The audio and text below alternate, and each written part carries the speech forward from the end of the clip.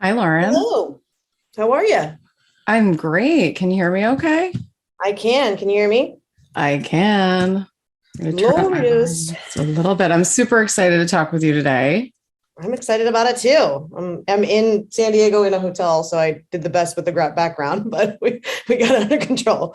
Just open the shade so we can see what's See out the palm there. trees and Oh, that must be nice. yeah, I'll take a look uh, at.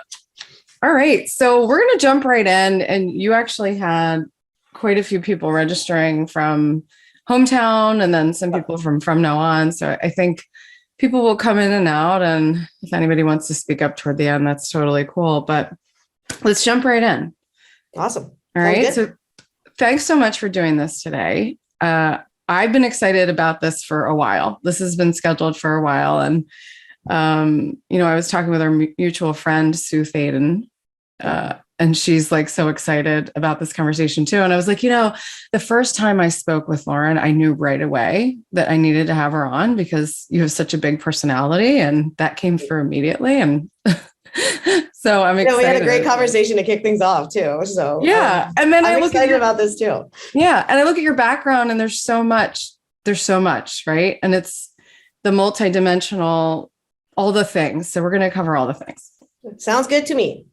Awesome. So I have a lot written down here just to intro you, builder of businesses. Clearly you have that entrepreneur mentality, right? You lead teams. You are an expert in designing revenue generating partnerships. I saw that as a theme throughout your journey. You started your own consulting firm, and now here you are as the president and chief operating officer of HomeTown Ticketing. Lots of awesome stuff. You're also an equestrian. I am.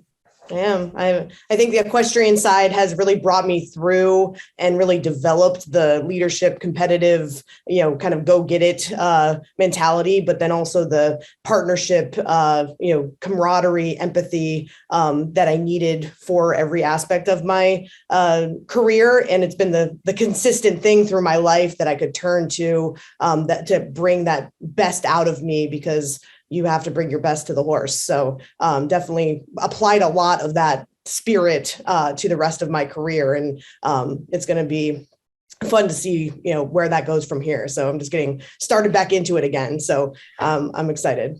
Yeah. And I can't wait to talk about this restart as an equestrian, and we'll save it. We'll just stick a pin in it for a minute, but I want to get into it because it means so much. Yeah. This restart, right? And you know that.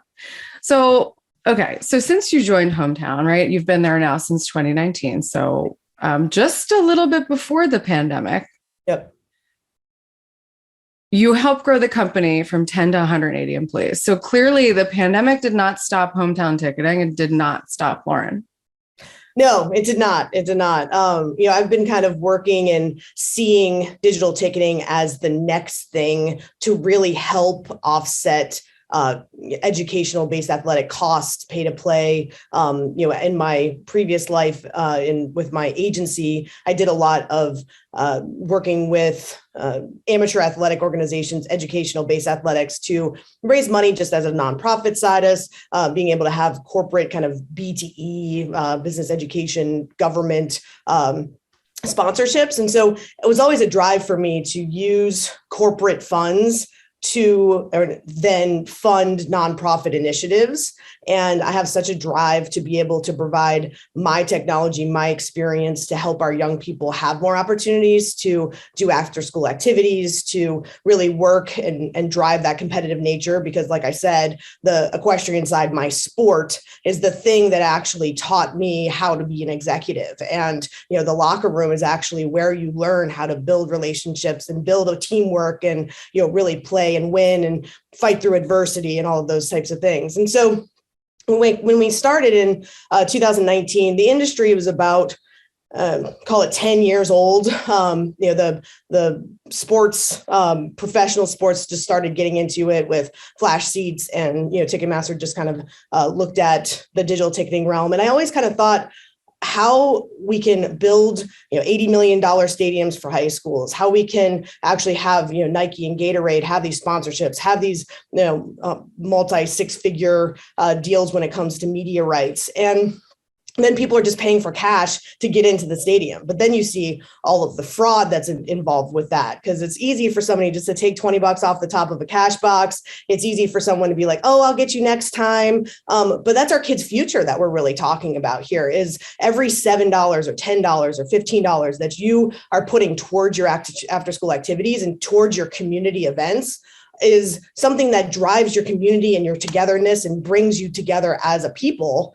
And they weren't respecting that. And so with the technology that HomeTown brings, and with that access on a digital level, I really want to actually change the way that these kind of activities are funded.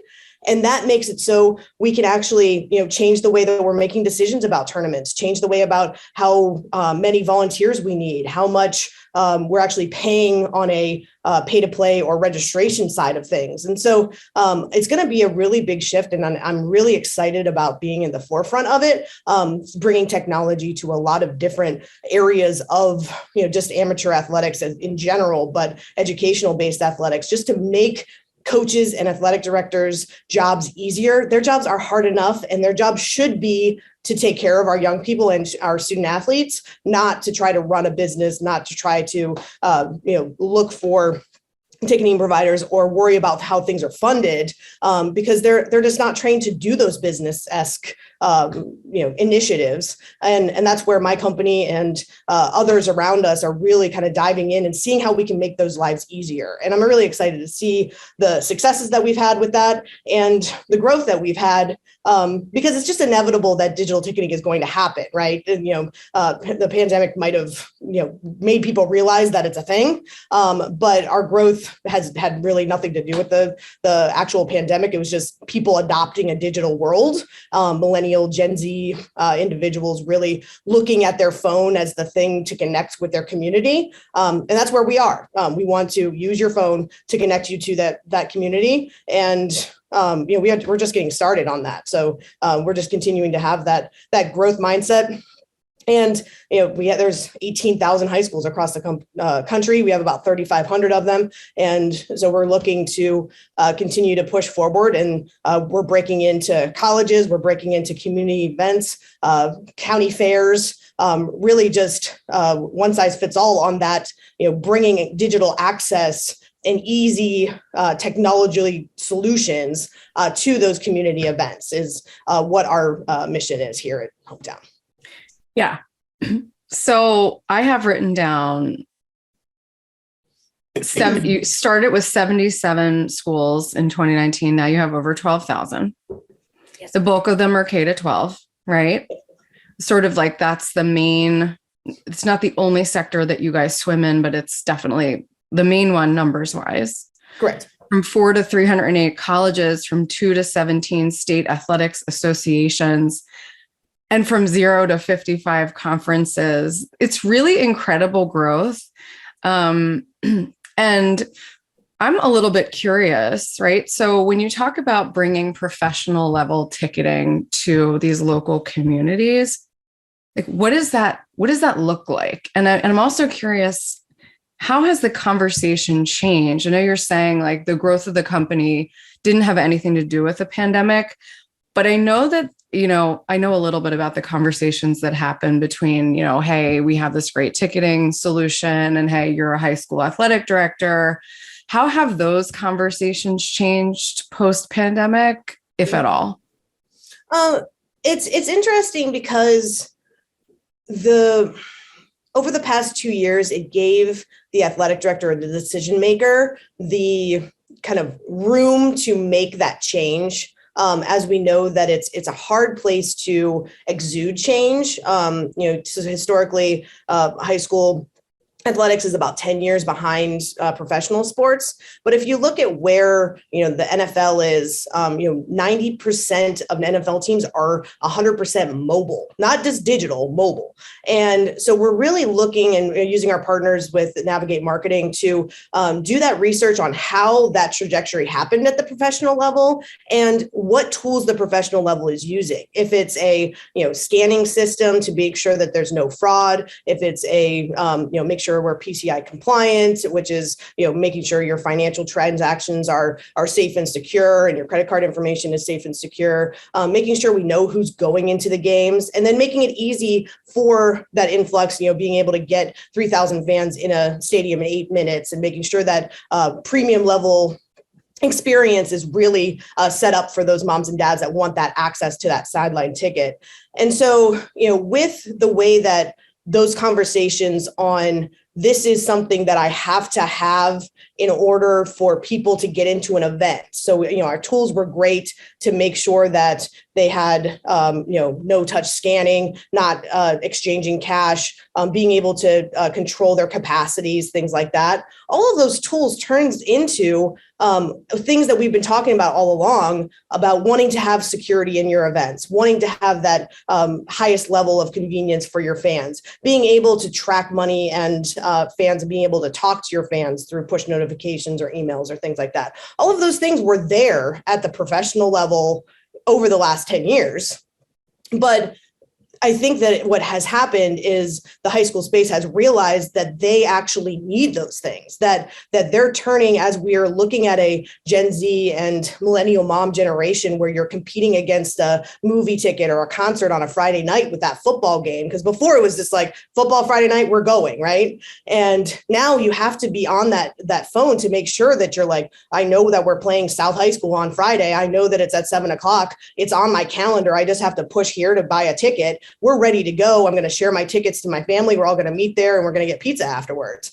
And if we don't have that in front of our consumers and our millennial moms, they're not going to remember that it's there. And they're going to be like, okay, what are we going to do on Friday night? Oh, well, I just got something from Fandango, so we're going to go see the new Spider-Man instead. And so we're trying to make sure that we have that easy access to those fans. And the athletic directors, coaches, principals, performing arts directors are all realizing that they're competing against that time on an entertainment level now with their events, and being able to grow those opportunities is really important. And so those conversations have changed a lot from, necessity of just having an event to then now, how do we use technology to grow our fan base, to make sure that our community is aware that we're going to the state championship and that we need their support? How do we make sure that our fans have access to those digital tickets, those passes, so that when they show up to the game, they know exactly where they're going, or they get that premium seat that they want to have? And so using those communication tools is something that people started using it with just, hey, the game is on or canceled or rain delayed or whatever. But now it's really turning into a conversation with social media and with push notifications that we can have a great conversation and dialogue and active engagement with our fan community when it comes to high school athletics. So that's the part I'm most excited about talking about. But a lot of it is turning into just management of time, money, and resources too. And those are the conversations that we have every day. Here in California, we're at the CSADA conference, and it's security into the stadium. It's security of your online transactions. It's making sure that you have that accessibility through your VPAT. And it's making sure that, before ticketing took 10 hours of that 80s week, now it's going to take 2 or 1 or none. And so we really want to automate those processes. So again, full circle, they can spend time with our young people, because that's the most important thing. Yeah, absolutely. And the other thing I'm interested in here with what you're dealing with today in your day-to-day work,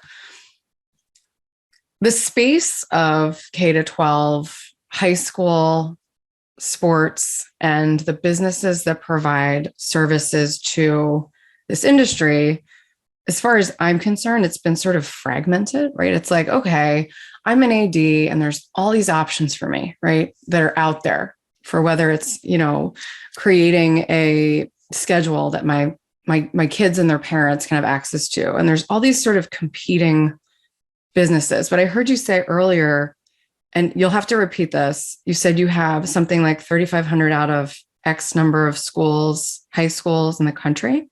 About 18,000 high schools are in the country, yes. Okay, which is like, I mean, a really strong number right now for you. When you think about that space and the businesses that service it and how fragmented it has been, would you say it's becoming more cohesive? It's trying to. The scalability is the hard part. And that's what I'm such a student to. And so, that's the logistics. My team's probably laughing, is like the logistics are going to kill you, right? And so the actually being able to scale to 100 schools, to 3,000 schools, to 5,000 schools, to 18,000 schools, with making sure that each of those individual clients feel that you are there to help them, because it's a transition. So our philosophy is to meet the client where they are. And we have to figure out where they are actually. And one school might be completely digital for 2 years, and they just upload their schedule for the next 5 years, and it just automates and they're all fine.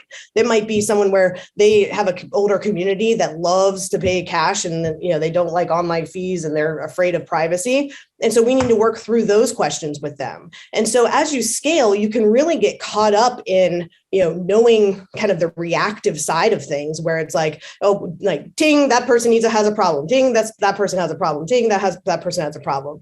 And so we've worked really hard on continuing to make sure that everybody feels that client support through our client operations team, our tier 1 support team. We have a fan call center that they can call into. That's that reactive support to make sure that there is someone to go and someone's going to answer the phone, to make sure that if I have a question, then I have an answer to that. Because that's where that fear of digital adoption, if you run into it with a Instacart or Uber Eats, they're like, type in your problem. And you're like, I don't know what I'm supposed to be doing here, right? And so I wanted to make sure that that's not a problem. But then on the other side, our client success managers, so each school has a dedicated account manager that we're ensuring that has a lower level of schools that they work with.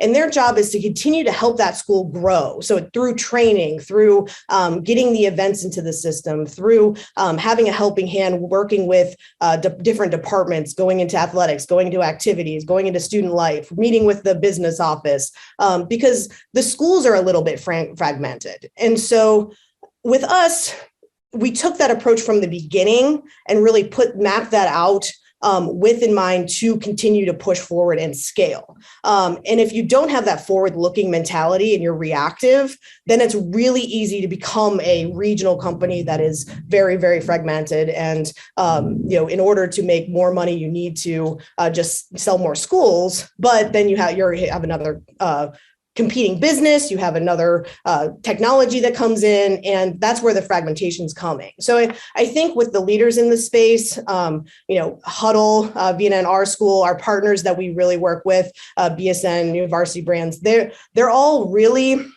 focused on using the technology and their business sense to elevate how business is done at the high school and the educational based athletic level. And new companies like Scorebook Live and Gipper, they're bringing great new ideas too. And so I think we'll see kind of a renaissance. It's a really exciting time to be a part of the high school space because there is so much opportunity. We just announced on Tuesday that we received $75 million in funds from Nexa Equity, that there's investment coming into this space to be able to meet that client where they are, hold that support and that thing that they need in order to, over the next 5 years, be able to make the transition on how their educational-based athletics are funded. I'm really excited about the way that, just as a leader in the space and with my peers and the conversations that we're having, be able to elevate and bring it with integrity, making sure that we keep the young people as the opportunities and kind of business interests grow. The reason for it is to make that athletic director's job easier. So I'm really just excited to be a part of conversations. I've been having them all week here. And you'll really see a change, I think, with us, with leaders, like I said, Huddle and our school and others being able to bring that cohesion across the country that this this whole industry is looking for, so that they can make their lives easier instead of harder. That's what we need to focus on. Yeah. And I definitely feel that happening in the conversations that I'm having as well, as, with people like you and people like Sue Thaden. And, it feels this way. The companies that are built right, that have the right mission and the right mentality and the right infrastructure are going to continue to succeed, and I like your point on the regional versus national companies. And that makes a lot of sense to me. Yeah. That's the hardest part, is to kind of move from that. If you can, with 30 people, you can handle 150, 300 schools, but it's making that move to that next level. And Sue's doing a great job. Huddle is a great example of moving towards that, being able to have that corner of the market and then moving to a national level. And it takes a lot of support, and it takes a lot of just forward thinking and continuous planning, which I can't turn off. One of my strengths finder is futuristic and command. I can't turn it off. So I just do that all day, every day. So yeah, but I get it. So I get it. Right. And you have to be right. In the world that we live in now, if you're not looking ahead, if you're not looking at 10 years ahead, and you're not trying to make those predictions every single day, you're going to possibly get left behind. And we see lots of companies in this exact space that have been left behind. I mean, I've been in this business for a long time. We were talking about high schools 15 years ago.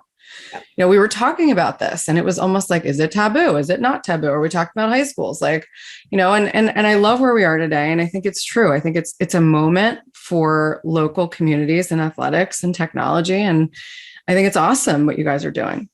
Thank you. Thank you.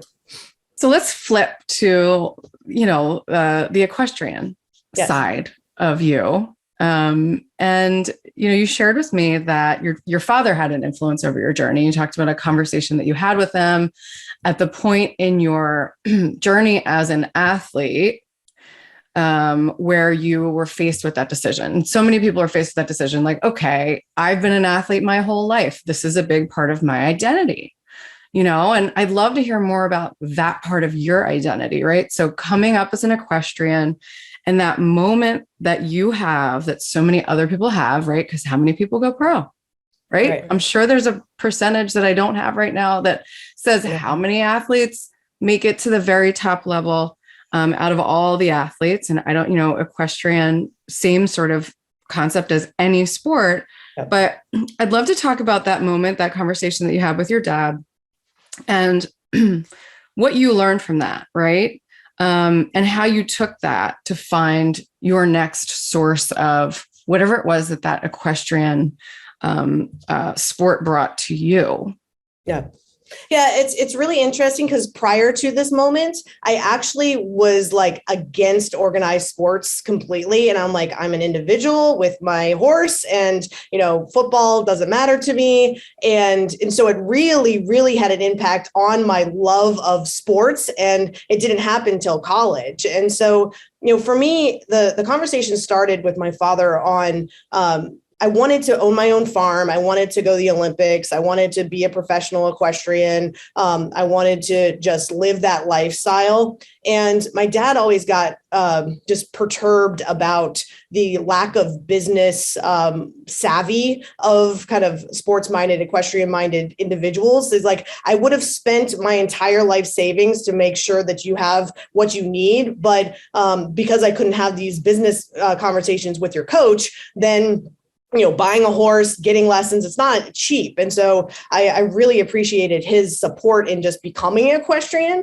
But then also, like, he's like, if you want to go into this business, you should go to business school. Like, you don't need to learn how to ride. You don't need to go to college to actually become a horseback rider, an equestrian, a hunter jumper. And so he's like, go to business school. And I was like, okay, let's try that. And so I applied for Radford University in Virginia, and it's beautiful down there. It's horse country. Radford Highlanders were amazing. And so I started riding.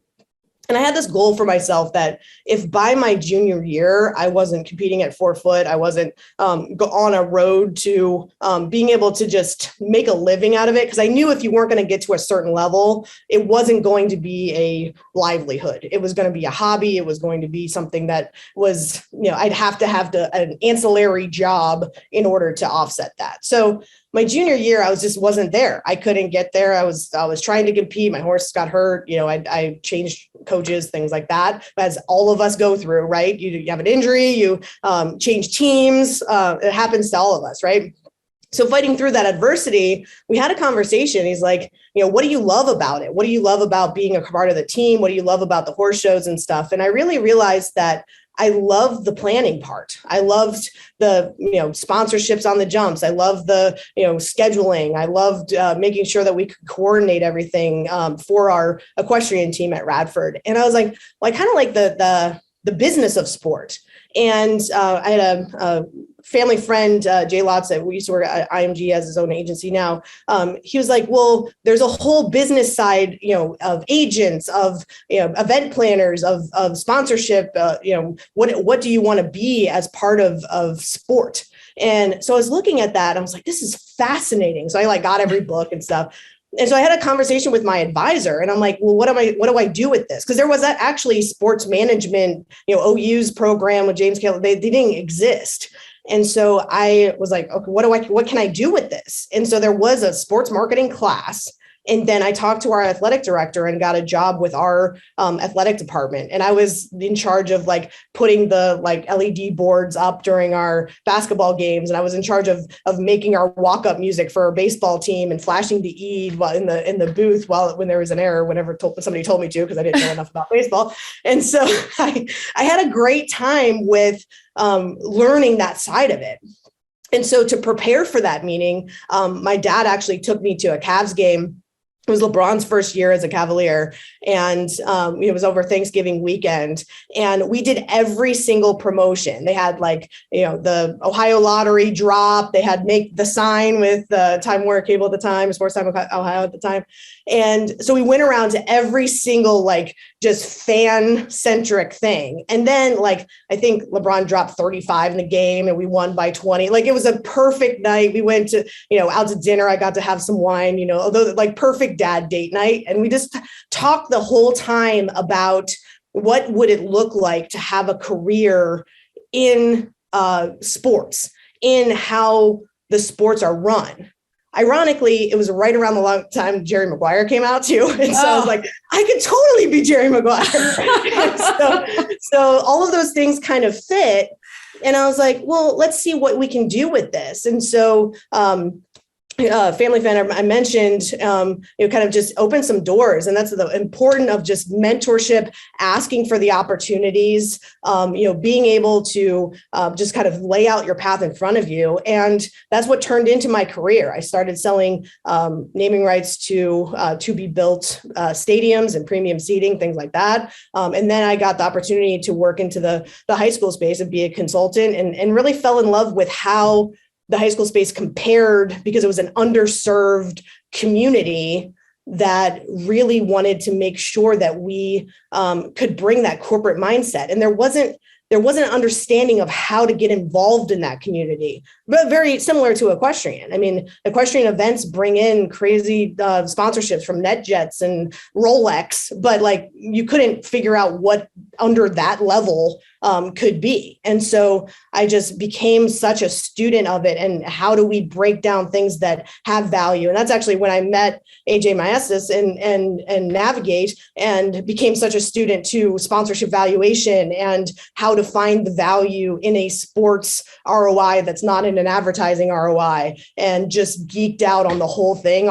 It's all math. It's all, how we look to it. And my father, who was going to be an actuary actually in college and then decided not to, we just started talking math and business with sports while we were watching golf on Sundays. And it just turned into a lifestyle for us. And I will never trade it for all the world. It's amazing. And that's what got me here. Yeah. I really enjoy hearing that. Love the reference to Jerry Maguire. I wonder how many people that movie inspired to work in sports, right? It's such a classic. Sports and love. That's what we You had me at hello. Yes, yes. But I love how you say, you've said it a few times, like you're a student of it. Like, I think that's a really key part of leadership for anyone, but certainly your leadership style. Like, you go in and maybe get obsessed with the topic and bringing in the numbers and the conversations around the business side. And it really, I really kind of, that resonates with me as, a student of the sports business for a very long time. But the idea of always learning, right? And being curious. I mean, this comes up a lot with women in leadership who have gotten to this C-suite that you are in here with HomeTown. So congrats on that. The perfect night, the Cavs game, like painting that picture so well. Love that. Yeah. And so taking this a step further, you shared with me, and you alluded to it earlier, 3 years ago, you fell off a horse and broke 3 bones in your ankle. Okay. But now you're back at it. I am. Right. And I would love if you want to share that story, however you'd like to share that. I think I forgot to mention that you became the statewide year-end champion of your division in 2021. So, wow. Thank you. Congrats. Thanks. Talk about how you got yourself back on the horse. It's the perfect analogy, right? And it makes it so that you can apply it to everything in your life. Like if you can get back on the horse literally, then just get back on the horse figuratively or emotionally or professionally or relationship wise, right? It's just start over. And I think that there was a lot of, it was, a freak accident. I mean, I was riding a horse that was a smaller horse, like just kind of plowing around, and he tripped over the jump and stumbled. And I was so close to the ground. The ground was so hard, and I landed on my feet, but with my foot tipped. And so it broke backwards and disconnected my foot from my leg. It was just happened in a minute. I went into shock and, kind of just laid there. I was like, okay, this happened. I didn't realize how bad it was at the time. And so I think that helped me through it. And the doctors did a really good job of not telling me how bad it was until later. And so I think I was drugged up enough to not worry about it. But I ended up having 3 metal plates and 14 screws put into my leg to reconnect everything. And it really gave me the opportunity to sit down, stop, and reflect. And so I actually look at it as an opportunity to kind of look inward. I couldn't go anywhere. I couldn't drive. It was my right leg. I will give a shout out to my husband, who was a fantastic. We got married that year, and he makes the joke that I used up all of my for worse in the first year of our marriage, and so I can't have any more. So it's all for better now, and all of my sickness, and it's all health now. So I think it was a lot of just support and really trying to utilize something that I could have control over, like my health and wellness, and getting back on that horse was such a metaphor for me on the rest of my career and my life. I saw the incremental getting better. It was a tangible thing. When you're trying to work on your mental health or your relationships or, just kind of growing as a woman, it's all in the abstract. But this was something that I could apply that was okay, my scars are healing. Okay, I can walk again. Okay, I can drive again. Okay, it's kind of like playing training for a marathon, right? You're just I have these little goals, and I had to have a little goal. I could not start with run. I still can't run. So I can't, I couldn't start with run. I had to start with get up. And it made me look inward, and it made me turn to a lot of podcasts, looking at sports movies. I like, to go to another one. Molly's Game is one that really resonates with me, not because of the gambling scandal, but because of the skiing and her breaking her back and having the metal in her back, because she falls again and nothing happens, right? Not spoiler alert, sorry. That's a great movie. Right. It's amazing. If anybody hasn't seen it, it's an amazing movie. I watch it all the time. And it's a little known one. And so, people should watch that movie. And so I just started one step at a time. And my coach now out at Limerick Lane Farm in Hilliard, Ohio, she's so supportive, and she was okay with whatever that next step is. And so I felt like I could come back. I felt like, she gave me a horse named Flax to, I just sat on and walked for 3 months. And then, there was another horse that got me through the next phase of it. And then I just, kept going. I didn't give up, and I didn't have any expectation on where I was going to go. And their women over there are so supportive. They're from so many different livelihoods. Their kids are there, something like, whatever they are there, just brought it full circle. And I really could just try and try again. And it ended up being that, I have had an amazing horse last year named Brosnan, and we came together as a team, and he's kind of a once in a lifetime horse that brought me back. And that teamwork and that mentality, I mean, you can apply it to anybody that has that have to work back mentality. But it gave me something to focus on while making the transition to HomeTown, and because I broke my leg in 2018. Making the transition to HomeTown, the growth we had through the pandemic, it actually made all of that a lot of noise because I was focused on this other thing, but it made it so that I could be okay with not having control over those situations, because I was trying to control this one thing. And so, I really think it's kind of a blessing in disguise. I mean, I get annoyed when I can't walk in the rain and stuff like that, but it really, kind of coming back from that injury and that adversity just made me a stronger individual, and, more supportive, more empathetic, and more, just driven to do more. So, I take it as a gift. So, it's hard to look at it that way, but it is a gift, because I have a question that pops up in my head. I mean, the one thing I have to say is, in general, women are master rebuilders, okay, and reinventors, and there's just no way around it. Yeah. Because that's the way we're built, right?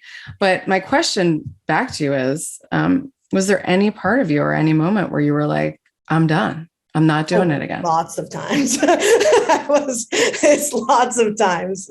I mean, I think it's, I'm still struggling from PTSD. I'm still struggling with anxiety. I don't want to cover those things up, because I think it's very important for everybody to know that we, as women, like to hide those things and not be okay with our mental health and things. And I mean, I mentally quit probably 100 times, right?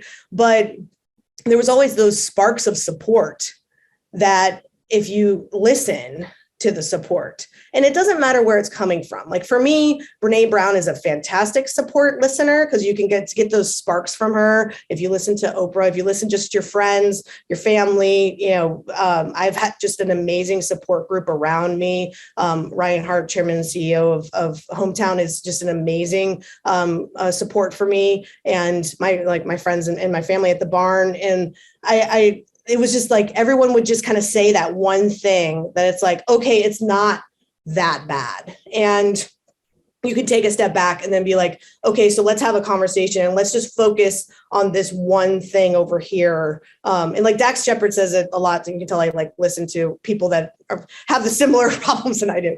And he says it a lot, of just overcoming if you can't focus on the acting side, he focuses on the writing side. If he can't focus on the writing side, he focuses on the acting side. It's the same thing with sports. Like if you can't run, work on your fundamentals, take it back to the basics, figure out how to walk again and find people who can support you in that. My personal trainer and physical therapists are fantastic of just like, let's just walk again and remember to do that again. And I think you can apply that to life and work. And it's like, okay, this thing blew up over here, like, we had a really bad situation with a salesperson, or if we didn't get the opportunity that we were supposed to get, we know we achieved that goal before, but we then failed. So let's try again because we had done it before. And I think that's what I do with horseback riding and with life is like, I've been here before. It's like I'm a movie buff. I'm just going to keep using examples from movies.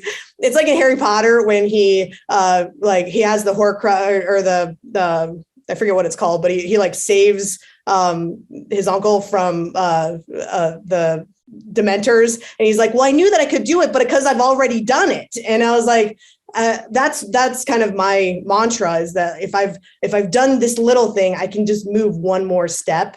And I think that's a really, really good advice for everybody across the board is like, if you're struggling, go back to where it's comfortable and then start again. And it's okay to do that. Yeah. Yeah. Really, really great advice. And now that you've recovered from what sounds like an absolutely horrible break. I don't recommend it. Yeah. I mean, when you described it, I was like, ooh. Yeah, don't disconnect your foot from your leg. It's really like the doctors got me nice and drugged up and didn't tell me exactly what happened for a while. Yeah. But yeah, incredible advice. And, congratulations to you on, first of all, making the decision, right? I'm going to get back on the horse. Maybe not today, right? Yeah. But eventually I'm going to get back on the horse. And for you to come all the way to winning the championship of your division is a huge accomplishment. Yep. And sometimes you might feel like, I'm back and I'm better than I was before, because you know what? Now all these little things that used to matter to me, they don't matter anymore because look what I just did. And that was just, it definitely shifts your mindset for sure. And it takes the fear out of it because it's like, what's the worst that can happen? I'm like, okay, been there already. Right. and so I'm not afraid of things as much as I was before. Yeah. And because I know I can handle it. I know I can do it. It gives you that humble confidence because it's like, you're not arrogant because you can do it because you're just, cool, but it's that humble confidence that is ingrained in because you have gotten through that adversity, you can do it again. And that is a really important statement. Right. And listening to the people that are there to support you. I think a lot of times what people do is they shut that off. Mm-hmm. And they're like, this is my own personal battle. And I have to do this by myself. And there are people around who want to help, even if it's just by saying something to reinforce your confidence. And it's allowing yourself to listen to that stuff because it makes a huge difference. Someone saying something to you can make a huge difference. So I'm glad that you brought that up too. Yeah, definitely a major point for everybody is you're not alone. There's always somewhere to find help. And if you have a mentor, if you have a coach, if you have a peer, if you have, just someone to talk to, they will listen, they will help, and they will probably have been there before. I'm very much, in the mindset that you have to look outward because yourself is your own worst enemy sometimes when it comes to that kind of, self-doubt. And it's easy to get pulled out of it, but you have to make that first move. Yeah. Yes. So on that note, we talk about women being master rebuilders and master reinventors. I like talking to the women that I interview about their big goal, right? My big goal, influence gender equality in the C-suite. We're at 20%. A lot of industries are at 20%. Keep having conversations like these, keep elevating the visibility of women like yourself who are doing kick-ass job. You told me that your goal was that you're working on disrupting an industry with integrity. Yeah. And I love that. And I want to hear more about that. Yeah. But also to bring access to community events for millennial moms. You talked about that a little bit, Gen Z student athletes. Let's talk about your big goal. How are you going to disrupt this industry with integrity? And being a woman in leadership, one of the 20%, how does your personal brand influence the future for women to access and stay in this business? It's hard. It's harder for women to stay in the business. Yeah. So the first one, it's a very easy concept of integrity, right? It's stay true to your values, be trustworthy, be authentic, be curious, be kind, be brave, right? In action, it's really hard because every single moment there is someone that's either trying to bring you down to their level. There's someone that's trying to compete against you. There's someone that's trying to point out your weaknesses. There's somebody there is a quick way to make some money. There's all these kind of, temptations when it comes to integrity. But if you stick true to your value, and I challenge everybody, I think that the time it turned to be very easy for me is that I did the value exercises that I think there's actually Brene Brown podcast from February that they actually break down your value statement. And we actually did that as a company. And I found that the values that we found as the company were actually my own values too. And so it's grit, trust, authenticity, and innovation. And those four things are the things that stay in the back of my mind that lead to integrity, that lead to that trust of the client, of my employees, of my team, of my friends, of my husband. All of those things, really are that bubble that bring you that integrity. Because it's more of a feeling or a state of being than a strive goal. Because if you're striving for the goal, you're not there yet because it's a value statement. It's not a balance sheet item or P&L statement about it. And for me, if I just always repeat that statement to myself, so any conversation that I'm in, where do we have the bar of integrity? There's a line. There's a line, it's like, don't cross the line, right? There's a line. And so if I know that I'm going to always stay on the integrity line and that I can only control what I can control, everyone else can do whatever they're going to be doing. And I'm leading with that example of that integrity, of that grit, trust, authenticity, and innovation, then all the decisions that I'm making are very simple. And if I continue to showcase that bar, and HomeTown showcases that bar, and our ecosystem partners are that bar, and our customers are that bar, and our communities are that bar, then you're elevating the conversation. And you're having that trust and that respect and that humble confidence in where you are. It's very easy to have confidence when you have that as where you're living. And I just made the decision that that's where I'm going to live. And I don't waver from it. And it's really hard because you could take a shortcut, you could, but if you know that that's where you're going to be, whatever's happening on the other side of the meeting or in the room or with your competitors or whatever, you just can stay there and you're safe and you're at home there.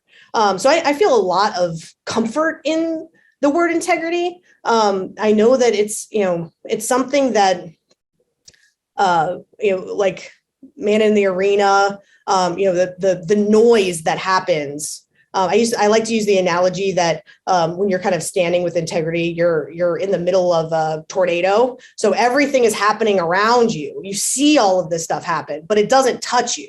And if you let it touch you, then you get pulled back into the tornado and you have to get yourself back out.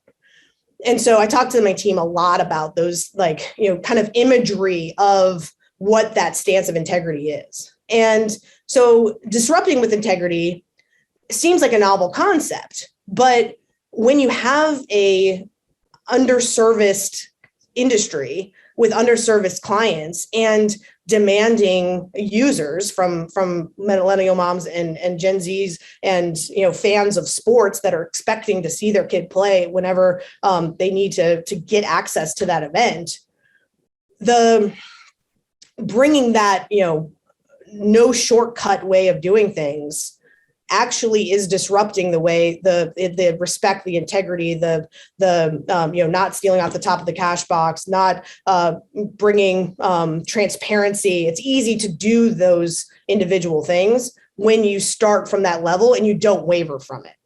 And my management team and I talk about that all the time. And we've brought in people that live that value. And I can tell the moment that they come in the door that if they're going to have that chip on their shoulder, if they have that passion to be able to show our clients that support and that respect and to toe the line. And people that aren't really, kind of show themselves the door pretty quick. And that's the culture that we're building here at HomeTown. So, and that's the same that I want to do in the industry. And if I'm lockstep with other women that have that same, a Sue Thaden, a you, there's so many women that just, they want to be there.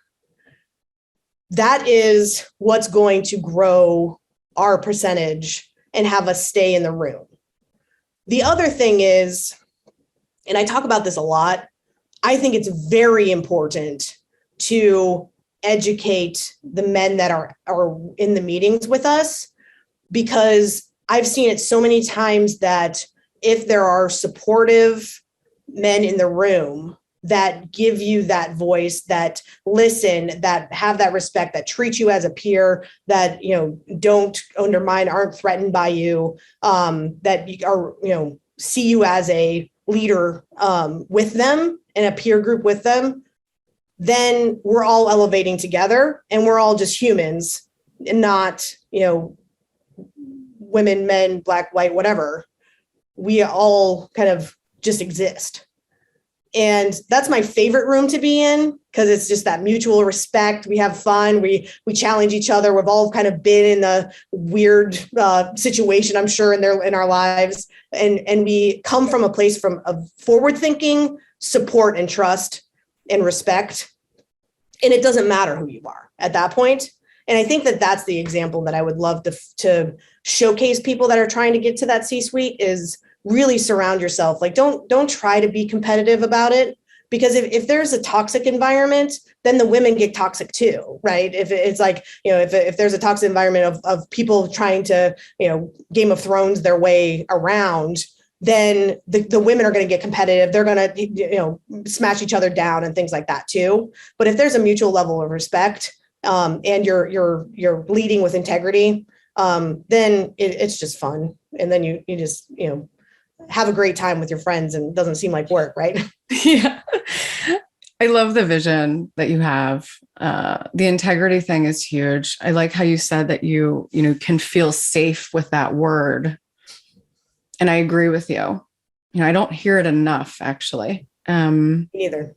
Talking about the line of integrity.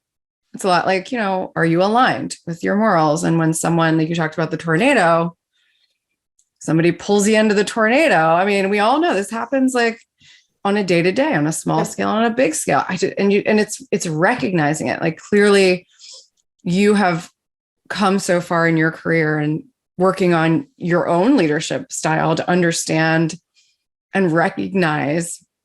I think that's a big part of it, is recognizing the moments where you're pulled out of alignment, and you're pulled off that integrity line, and correcting quickly. Right. So I think that's really powerful. And I think we're going to get there. I do think we're going to get there with your vision of the conference room is there. It doesn't matter who's there. If everyone's entering the room with integrity, then we've gotten there. And also the toxic environment, you're totally spot on there too. If you're in a toxic work environment, likely you're going to be pulled in. So show yourself the door quickly, right? course correct quickly, because not everything, beauty is only skin deep, right? Don't judge a book by its cover. And I'm not naming names, and I have nothing in my head as I say this. Right. Some of the most marquee organizations in this space likely have toxic environments inside them. So part of the mission is, okay, let's try to like clean that up, right? And then let's try to build these conference rooms in these offices that feel like safe spaces that are led with integrity. And I absolutely love that. I think I really love the way you said that. Thank you. Yeah, culture is the only thing that I think, the work will come. As leaders, the culture and the feeling of support is, as president, I think is my only job, is to offer that safe space for the team at HomeTown to really thrive, because I hired the specialists in their field. I'm not expecting them to all do each other's jobs. And we actually go through that all the time. Like, we don't need 4 point guards. We only need one, right? You have to be the center. If you're the center, then you're not the point guard. And so we have those conversations a lot. But if the culture's there to have a safe place to be able to have the conversations and to have the hard conversations, everybody's stress level is so high right now that it comes from a reactive place. And so I try every day, and it's not easy at all, because, I'm stressed out too. But bringing the stress level down in a meeting room so that we can talk to each other as humans and, actually treat each other as humans, because it's hard, with, work from home lifestyle and things like that, to have that connection. The culture of that respect and being safe in the workspace makes it so that the teams can thrive in what they do best, which I'd love to just open up the space to have them be able to do that. So it's really fun to see when you see it happen. It's really, really fun to see. Yeah. All right. So in closing, we always talk about wins. Okay. You've already told us the story of an incredible win with this championship last year, but I'd love to hear a little bit more about some of the wins you're working toward on the personal side, the professional side, and how we all collectively can help you get there. Mm-hmm. For me, the hardest thing about having 180 really, really passionate individuals is staying in front of them. And so I continue to focus on my self-development to continue to grow with the company, and to be able to be that resource for anyone on the team, to be able to kind of know where the path is heading and be that leader that is like, I have machete in hand, we're ready to go, we're blazing this trail, right? And so the wins for me is really continuing to work on, my professional development, my mental health, my mentorship.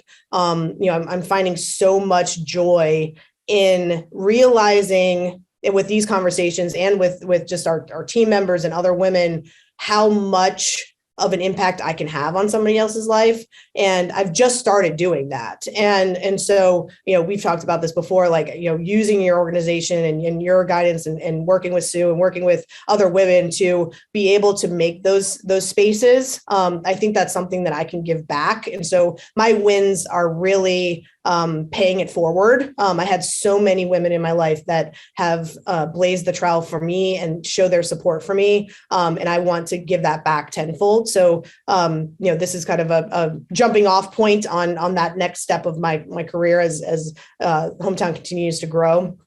And I get into an opportunity to be able to have that voice, right? And so that's a major win. I focus on that all the time.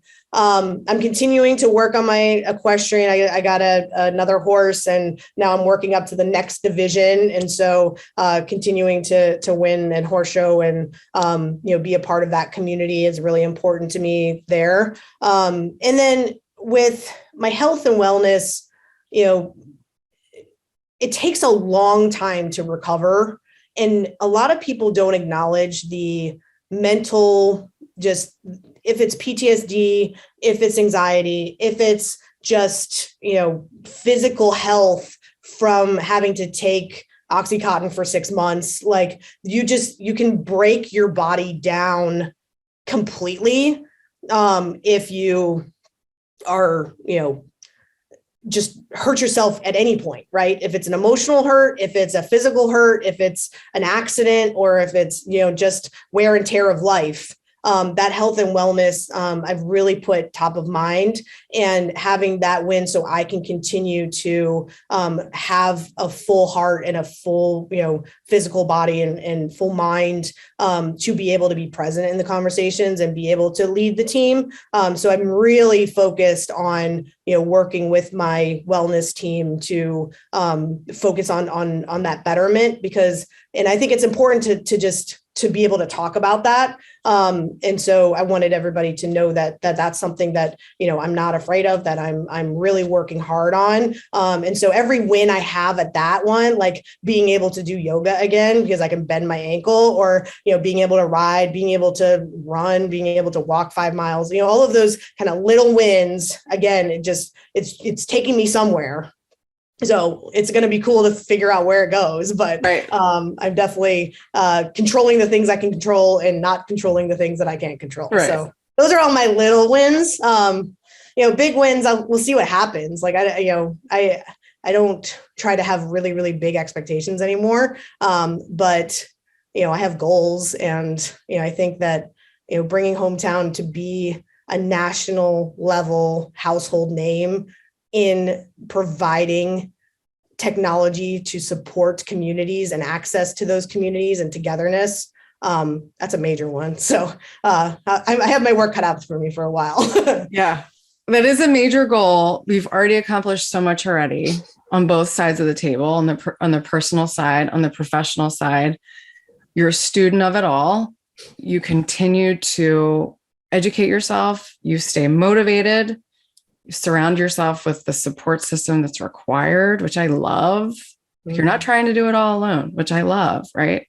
You can't. You can't do it all alone, because somewhere you will burn out.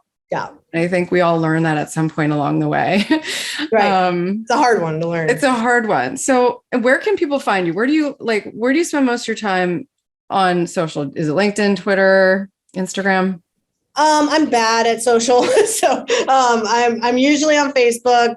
You can find me there. Through the company, my team does a great job of making sure that everybody has access to me. So continuing to work out through that. So on the HomeTown pages, and then on LinkedIn, I spend probably most of my time just on professional connections on LinkedIn. So if you can find me on LinkedIn, you can share my LinkedIn profile with everybody. I'll connect with you. And if you have any questions or anything, I really try to spend some time just providing my 2 cents. And that's probably how much I have time for, but definitely reach out, because I have no idea where relationships take me. So I am always curious on what people want to reach out. So LinkedIn is probably the best way to get a hold of me, and or through the company.